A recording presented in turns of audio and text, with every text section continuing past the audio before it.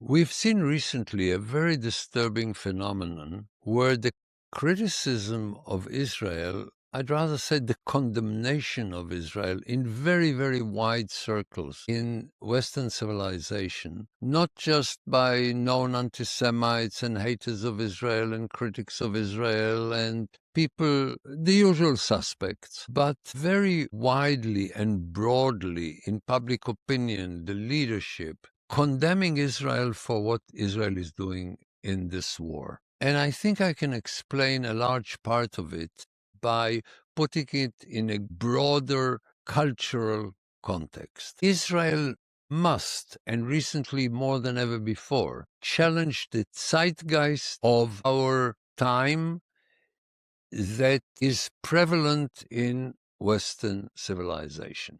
The term zeitgeist, the spirit of the age, reflects the kind of culture, norms, perceptions of good and bad, expectations that you have in a different period. It changes from time to time.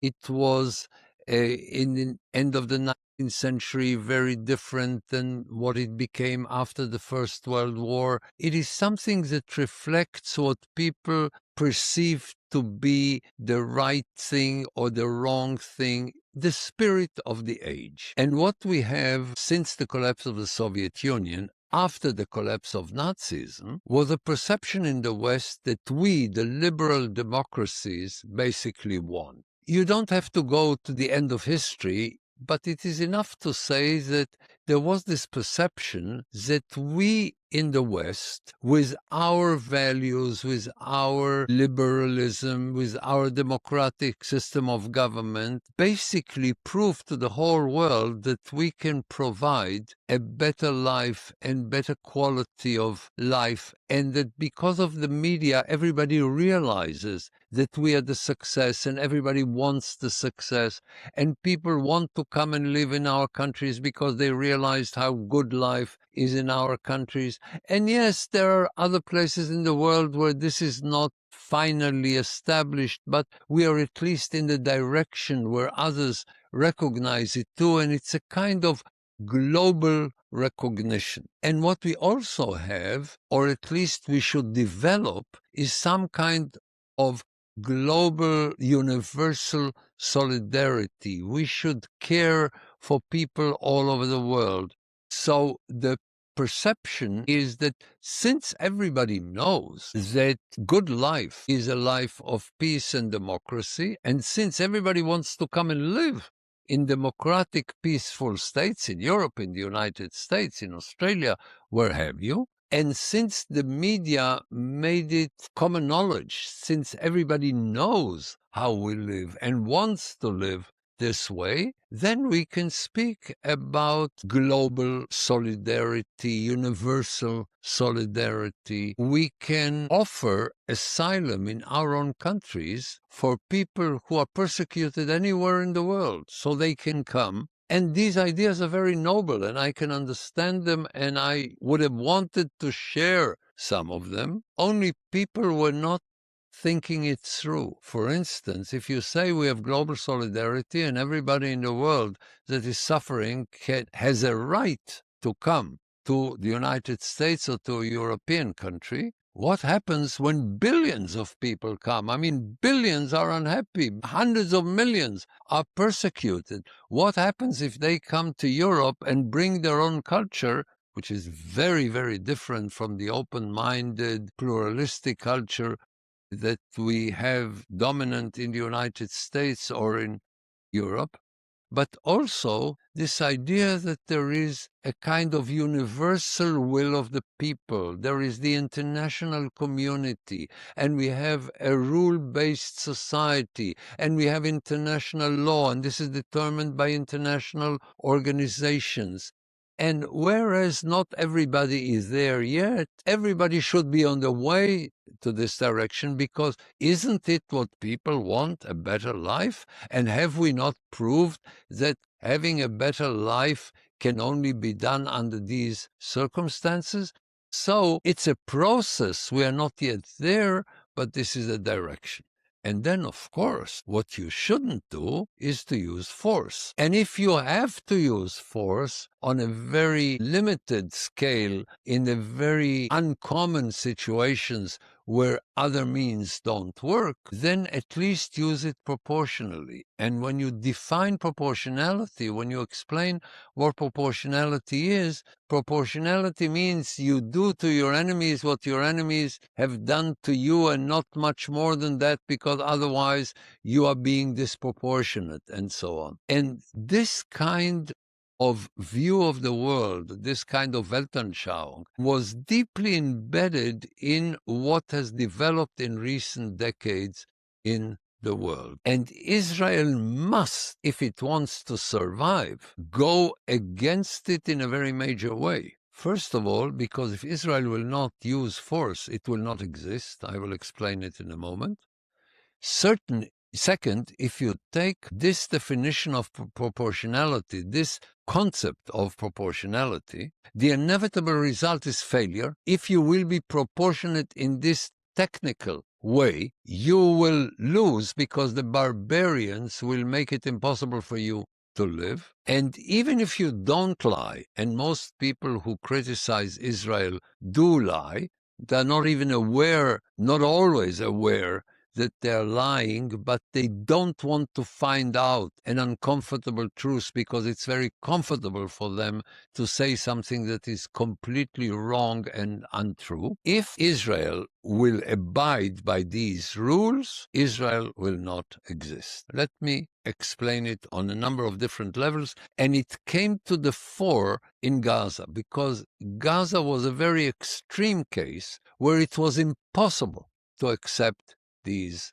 norms. If Israel would have accepted these norms, Israel in the long run would not be able to exist, because if we would have failed in Gaza, every barbarian in the region would come to kill us knowing that he is protected by this zeitgeist. Israel is surrounded by a very hostile environment where even when the governments understand that they cannot afford to have a war with Israel, as we have in Egypt, as we have in Jordan, or even when the people in power, like President Assad, both Presidents Assad in their time, were very radical but responsible. In other words, they knew that if they make war against Israel, the consequences for Syria would be unacceptable to Syria. Syria would be ruined. We have around us, first of all, Palestinians who never take responsibility for their deeds, who don't mind if they destroy their own society for generations and make it impossible for them to have a better life because they're committed to the destruction of the state of Israel, or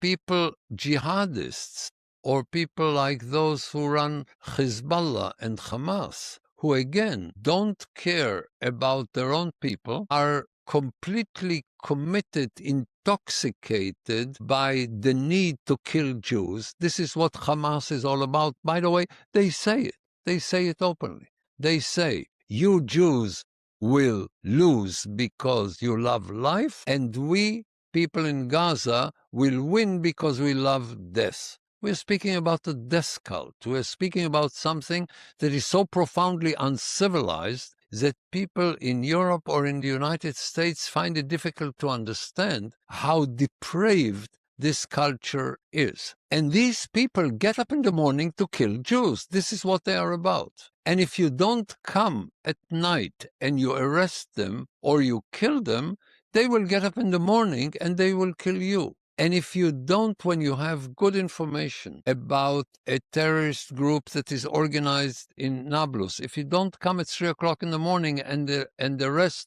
their members, these people the next morning will come to my university or pizzeria or bus and do what they have done in the past. They call it intifada.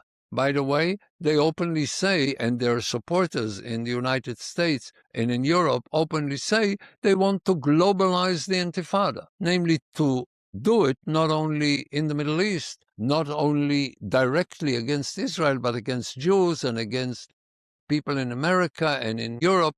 They want to have a globalized intifada. So if you don't prevent them from doing it before they do it, they will do it to you. And when you ask those who don't do it why they don't do it, they will explain that they are afraid of the retribution. And the only reason that keeps them from doing it is the fear of what Israel would do. Let me give you an interesting example. We have a peace treaty with Egypt and Jordan. And the peace treaty works very well because President Sisi and King Abdullah know that a war will mean calamity for Egypt and for Jordan. But in both cases, and particularly in Jordan, they have a very, very, very, very radical public opinion. In Jordan, because it is comprised of Palestinians and Muslim brothers, of people who are urging the government to do it, and very often on an individual basis will do it because this is what they are about. And they will definitely support barbarians who will do it. For instance, it's interesting that after the 7th of October, there was a very high proportion of people in Gaza supporting what happened the 7th of October, but the proportion of people in the West Bank supporting it was even higher than in Gaza. And even today in public opinion polls, you will find 60%, 70% among Palestinians who are supporting the idea of, or are willing to justify what happened on the 7th of October, and very often say, we want to do it again. So you have to use force preventively. This is what Israel learned from October 7th. If you try to contain, you will have a major war. If you want to prevent a major war, use force every day, because if you don't, it will erupt into war. And this is the most important change in Israeli public opinion. Today, the overwhelming majority of Israelis support preventive actions in order to prevent a major war. When you contain, you don't promote peace, you promote war. When you contain barbarians, you promote war. Now to proportionality. Of course, people don't expect that Israel will do to the Arabs what Arabs do to the Jews. What would Israel do in Gaza? Rape Gazan women, burn Gazan babies, do the same thing to them that they did to us with the support of their population, and they are proud of doing it, and they filmed it so that they will be able to show, to be proud of what they have done. These were not only the sentiments of the barbarians who invaded Israel, these were the instructions given to them by their leaders. So, of course, we can't and we shouldn't and we won't do to them what they do to us. But if we respond to them in the level of violence that they expose to us, that ruins our life, because we have a civilized life of people who are trying to build their own society. The level of violence among the radical enemies of Israel in the Arab world is anyhow much higher every day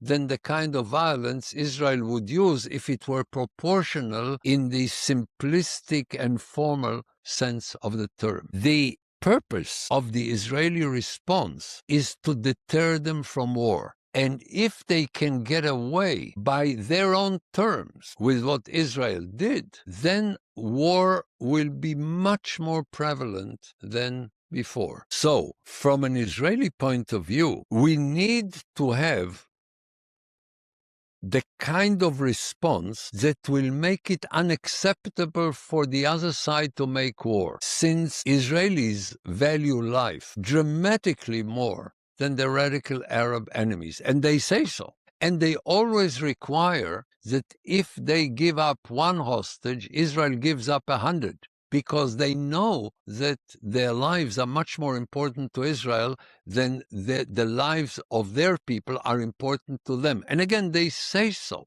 okay? So if you don't kill as many terrorists as you possibly can, if you don't demolish the houses that are booby-trapped to kill Israeli soldiers, if you don't demolish them, then the radical Arabs, enemies of Israel, will have the satisfaction of many Israeli soldiers killed and the assumption that if many Israeli soldiers are killed, then Israel cannot afford to respond to their aggression. So, let me perhaps give an example. If some barbarian, say from the mafia, comes to a pianist and breaks his fingers, what would be the response? Threatening the hoodlum by breaking his fingers that he uses anyhow only to poke his nose? You need to make it so impossible for him to do it because he cannot take the consequences like we cannot take the consequences of what they do. The proportion, it needs to be proportional, but proportional to the damage it does to the other side. So, Israel must respond in a way that will prevent wars. In other words, it must be preventive in the use of force. And since practically all international organizations are either hostile to Israel or radicalized to the point where they become objectively hostile to Israel, Israel cannot listen to them. Israel cannot listen to the United Nations. This is a hostile organization where you have a combination of authoritarians, totalitarians, and barbarians discussing the nature of democracy, and they are the majority. And very often, the Europeans are their collaborators because they want to have a better position in the United Nations, so they need the support of barbaric states and of autocracies and of totalitarian regimes because they are the majority, the overwhelming majority of the United Nations. So the United Nations has already taken decisions in the General Assembly with the United Nations, with the veto, that actually means the extinction of the State of Israel. So the United Nations is a hostile body. And the only thing that defends Israel from the United Nations as an enemy of Israel is the American veto. If you take other American international organizations, they're all prostituted. The International Health Organization, the Human Rights Committee of the United Nations, practically every international organization, because it is determined by states, and the majority of states are hostile to Israel. And even if you come to organizations such Amnesty or Human Rights Watch, they started out in the 1980s as trying to tell liberal regimes, when you legitimately defend yourself, here is what you shouldn't do. But they ended up being dominated with a hostile takeover of radicals, where today they basically present symmetrically Western organizations or Western countries that are not perfect with perfect barbarians, and they present it in a symmetric way. Both sides will be, and this is also true about the courts in The Hague. Again, they symmetrically want to arrest the Prime Minister of Israel and the head of Hamas. So Israel cannot, if Israel were to listen to them, Israel would not exist, okay? I once presented my difficulties with Europe to a number of European ambassadors, and I told them Israel has a problem with Europe, but not a dilemma. A problem because if the Europeans will apply sanctions on Israel, it will hurt Israel on a major scale, but not a dilemma because listening to the Europeans is not an option. If, God forbid, Israel would listen to Europe, Saddam Hussein would have nuclear weapons, Assad would have nuclear weapons, and Palestinian terrorism will make life in Tel Aviv impossible. Because when Israel did what it needed in order to prevent it, Israel was ostracized, was condemned by the Europeans, by the way, sometimes even by the Americans. When Israel prevented Saddam Hussein from having nuclear weapons, the United States even applied sanctions on Israel. And a very large majority of American public opinion was against what Israel did because of some, I don't know, Israel violating the sovereignty of Iraq or the sovereignty of Syria. You must be ridiculous if you even bring this issue up. when barbarians are building nuclear weapons, you ask yourself, have you violated their sovereignty or not? It's a ridiculous approach. So Israel must confront the existing zeitgeist. People who believe, by the way, the same people believed that there will not be a war in Central Europe. And they were surprised by the war in the Ukraine because they didn't realize Putin is a barbarian. Yes, it doesn't make sense for Putin to make war. It doesn't make Western sense to make war in the Ukraine, but he did it in 2014 and he got away with it. So why not do it again? And the whole idea that this will be prevented by the United Nations never had any kind of impact in terms of bringing peace in any region. It is completely helpless and indeed counterproductive in everything that is important in terms of world peace. What outrages people in Western societies, including journalists who live in this la-la land more than others, including academics who live in this la-la land more than others. Now, of course, this is not true of all journalists, of all academics, but they tend to be given to it more. So when you have a hostile organization to Israel like the BBC, let me put it this way. If the BBC is not outraged by something that Israel did the wrong thing. Okay? And by the way, unfortunately, this is true about something that is much less radical in its hostility to Israel, like the New York Times. Basically, what you get is allegations that Jews kill children. When you have major European and Canadian and Australian leaders say Israel killed 65,000 people in Gaza, not only do they trust Hamas with their numbers, but they even disregard the fact that about half of them are terrorists, and it's good to kill them. The only thing you can do with terrorists is to kill them. Even Obama killed Osama bin Laden. If you have a 401k or an IRA, please listen. Gold is at record highs. What many people don't know is this. You can move part of your retirement money legally and without tax penalties into physical gold you actually own. Alpha Omega Gold helps you do this through a gold IRA. Your gold is real. It is stored safely. It is in your name. Learn more at ao.gold/stand. Alpha Omega Gold is our sponsor, and they proudly stand with Israel.